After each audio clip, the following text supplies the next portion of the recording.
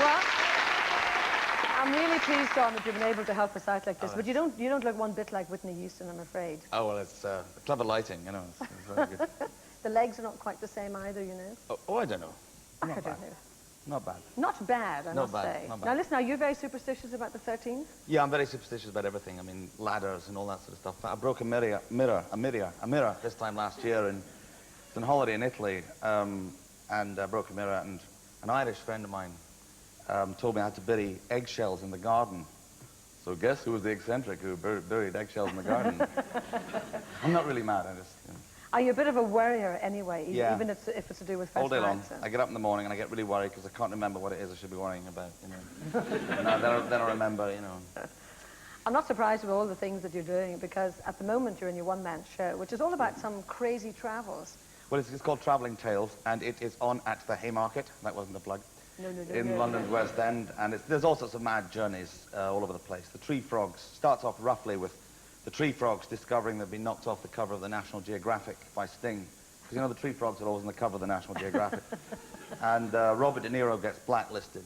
He's doing a film and he walks out, he goes off to South America. That's too complicated, that story.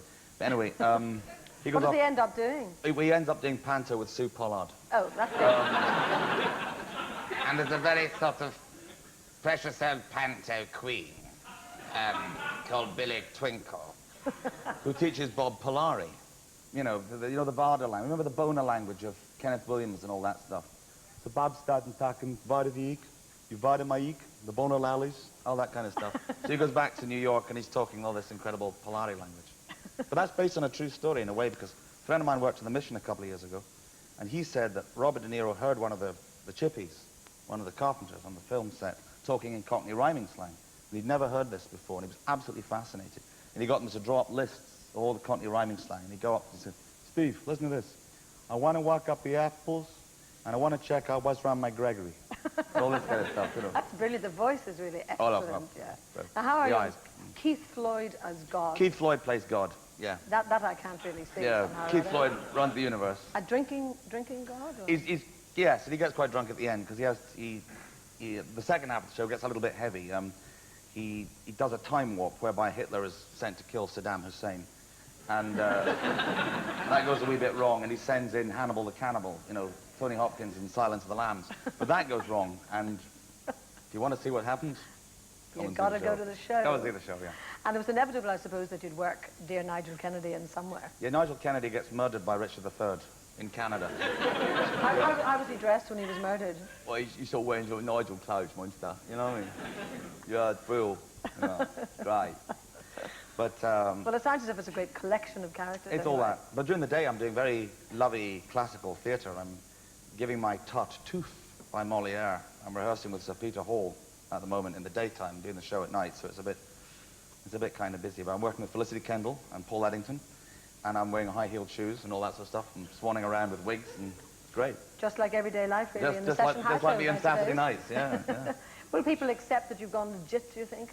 Well, you know, I've done sort of straight. I mean, well, that was funny, because last time I was in the West End in a play, it was Rick Mayall and Stephen Fry and I did and Gordon Sinclair, we did a play called The Common Pursuit in the West End. But I suppose some people thought, oh, this isn't quite what it is, because, I mean, Rick was kind of working the house, you know, as he will. And in fact, it was amazing being on that play with Rick, because standing next to Rick's shoulders, like there's one stage I'm standing there and Rick's there, and he's working the house, the energy, it's like with Ben as well, just the energy coming off them. Just incredible, you know. Well, we had him on the program. Like a boxer, you know? Yeah, we had him on the program last week, and he left certain things on my sleeve. But Rick's going legit. Sort of wiped his nose on my sleeve. Oh, did he? A bit, yeah. But Rick's going legit. He's doing, giving Rick a plug here. Rick and Adrian are doing Waiting for Godot at the Queen's shortly. Well, listen, I noticed that your Travelling Tales is under the Renaissance Theatre Group, which is Kenneth Branagh. Ken Branagh's and you've been directed by Ken a lot in the past. Yes, he couldn't do it this time because he's just done his film in America, his second film, which has now just knocked Terminator 2 off the #1. Which is not, but that's Dead Again is Dead the Again, title. with Emma Thompson and Robin Williams and Andy Garcia. And in fact, last night I think they're in Belfast. The British premiere was in Belfast, which is Ken's hometown, as you know. So he purposely chose... He purposely chose Belfast to kick it off over here. And he also directed you in Henry V and, of course, starred Yes, in my it. huge contribution to Henry V, I was the 10th muddy, worried person from the left with a beard, you know.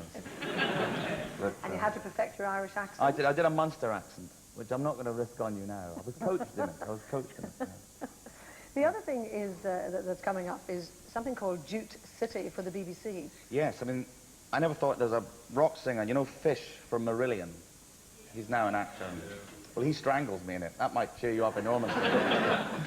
But I come back to life again. I play a drunken, dissolute, second-rate Scottish private detective.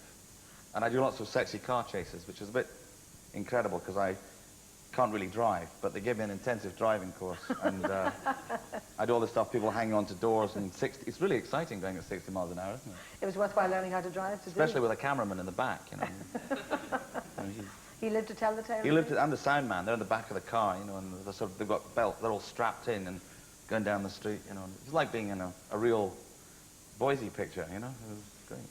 Well, I'm very glad to say you did not do the filming on Friday the 13th, which was just as well, maybe. Well, they make films called Friday the 13th, don't they? This might be Friday the 13th part 2 or whatever today, I think. Could be. Or 10, maybe. Well, we hope not.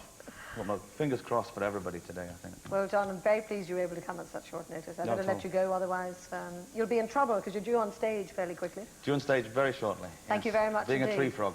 Yeah. Life is exciting. For John Sessions.